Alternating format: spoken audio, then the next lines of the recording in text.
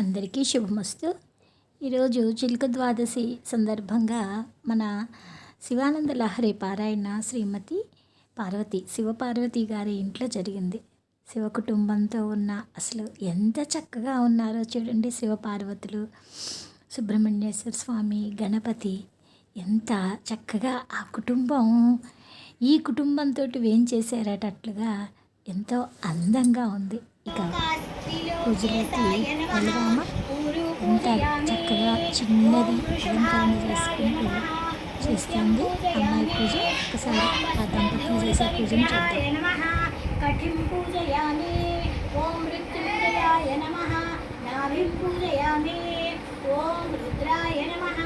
ఉదరం పూజయామి ఓం సాంబాయ నమః. హృదయం పూజయామి ఓం భుజంగభూషణాయ నమః. హస్తం పూజయామి ఓం సదాశివాయ నమః. భుజౌ పూజయామి ఓం విశ్వేశ్వరాయ నమః. కంఠం పూజయామి ఓం గిరిశాయ నమః. ముఖం పూజయామి ఓం త్రిపురాంతకాయ నమః.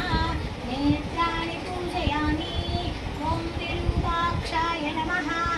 లలాటం పూజయామి ఓం గంగాధరాయ నమః.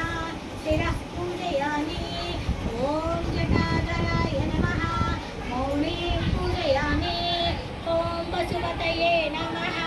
సర్వాణ్యాంగాని ఓం సుబ్రహ్మణ్యాయ నమః. ఓం దివ్యాయ నమః. ఓం దివ్యలింగాయ నమః. ఓం భవాయ నమః. భవలింగాయ నమః. సర్వాయ నమః. సర్వలింగాయ నమః. శివాయ నమః. శివలింగాయ నమః. జ్వలాయ నమః. జలలింగాయ నమః. ఆత్మాయ నమః.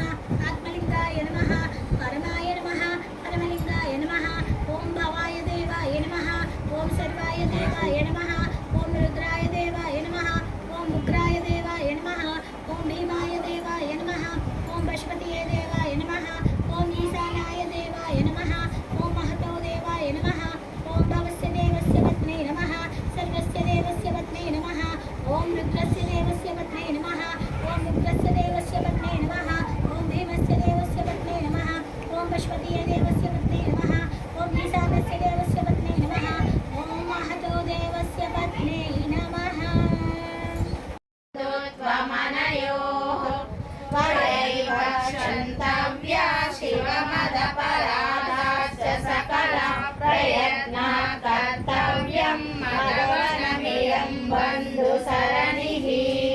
ఉపేక్షా నో చేత్కిన్న హరసి భవద్ధ్యాన విముఖం దురాశా భూయిష్టద్విధినపిమశక్తో యది భవాన్ స్థిరస్తైవైరాత్రం నన ఖలు సువృత్తం పశుపతే కజం వా నిర్యత్నం కరణకముఖేనైవ లులితం.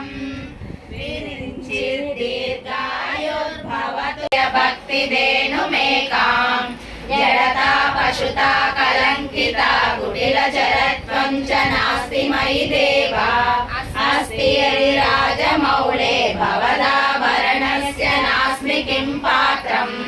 అర్హసి రహసి సనంద బుద్ధ్యా పరివసితం సులభ ప్రసన్నమూర్తిః. అగణిత ఫలదాయక ప్రభుర్మే జగదధికో హృది రాజశేఖరోస్తి. ఆరూఢ భక్తి గుణకుంచిత భావచాపయుక్తై శివస్మరణ బాణగణైరమోఘైః.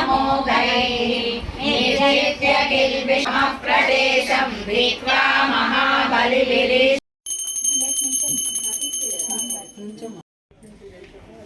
శ్రీలలితా శివజ్యోతి సర్వకామదా. శ్రీలలితా శివజ్యోతి సర్వకామదా. చెవులు ఆయనకి ఆర్ఘ్యం ఇచ్చేటప్పుడు ఆ చేతిలోని ఆర్ఘ్యం ఆయన తాగుతూ ఉంటే ఆయన పాదాలు బుజ్జి బుజ్జి బొజ్జ, అమ్మవారు అయ్యవారు పాతాళ నభస్థలాంత భువనం మొత్తం విశ్వం వ్యాప్తమైన ఆ శివుడిని తీసుకొచ్చి నేను ఇక్కడ పెట్టాను స్వామి, నా ఇంటికి వచ్చావు, నన్ను ఆశీర్వదించయ్యా అంటూ స్వామిని మనం వేడుకుంటున్నాం. అంత భక్తిగా ఈ శివానంద లహరిని ఈరోజు మనం చాలా చక్కగా పారాయణ చేస్తాం. శుభమస్తు. పాట పాడుతూ ఉంటే అమ్మవారి ఆ పాటలోని మాధుర్యాన్ని వింటూ ఒక్కసారిగా అమ్మవారు సుభాష్ అన్నదట. గొంతులోని మాధుర్యాన్ని చూసే ఇక అమ్మవారు తన కచ్చిపికి గలీబు తొడిగేసేసింది అంటారు ఒక శ్లోకంలో. ఇంకొక శ్లోకంలో అసలు జగద్గురువుల యొక్క వాంగ్మయం ఎంత గొప్పది అంటే అమ్మవారి చెవి తాటంకాలు అంటే చెవులకి మనం అందరం పెట్టుకుంటాము, వీటి యొక్క రిఫ్లెక్షన్ ఎంత గొప్పగా ఉంటుందో ఒక శ్లోకం చెప్పారు. అంటే అమ్మవారి చెవులకి పెట్టుకున్న ఈ తాటంకాల యొక్క రిఫ్లెక్షను అమ్మవారి యొక్క బుగ్గల మీద పడుతుందంట. అంటే బుగ్గలు ఎంత అందంగా నునుపుగా ఉన్నాయో వీటి యొక్క రిఫ్లెక్షను ఈ బుగ్గల మీద పడి ఈ బుగ్గల మీద మెరుస్తూ ఆ మెరుపు ఒక రథంలాగా తయారు చేసి ఆ రథం మీద మన్మధుడు ఎక్కి ఆ మన్మధుడి యొక్క బుద్ధి కౌశల్యత్వాన్ని ఒక శ్లోకంలో జగద్గురువులు వర్ణించారు. అది ఎంత బాగుంటుందో అవన్నీ ఆ శ్లోకంలోని భావాలలోని మాధుర్యంలోని అందము మనం శ్లోకం చదువుతున్నప్పుడు మన బ్రుకుటి మీదకి రావాలి. మన శ్లోకం చదివేది నోటితో చదువుతున్నా కూడా అక్షరాన్ని నోటితో కళ్ళతో చూస్తూ చెయ్యి అక్కడ పెట్టి చదువుండి మన చెవులతో విని ఆ భావం ఏదైతే ఉందో దృశ్య రూపకంగా మీరు ఇక్కడికి తెచ్చుకున్నప్పుడు మాత్రమే మీరు సౌందర్య లహరిలో కాదు ఏ శ్లోకం చదువుతున్నా దాని భావం ఆంతర్యం తెచ్చుకొని మనసులో అలా వెళ్ళిపోవాలి, తాదాత్మ్యం చెందాలి శ్లోకంలో.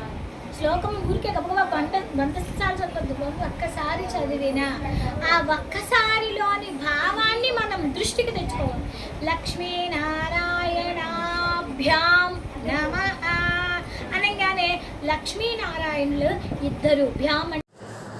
ఇలా శివానంద లహరి పారాయణ చాలా అందంగా హాయిగా అందరము కలిసి పారాయణం చేసి వారి యొక్క విందు ఆరగించి చక్కగా వెళ్ళాము. శుభమస్తు.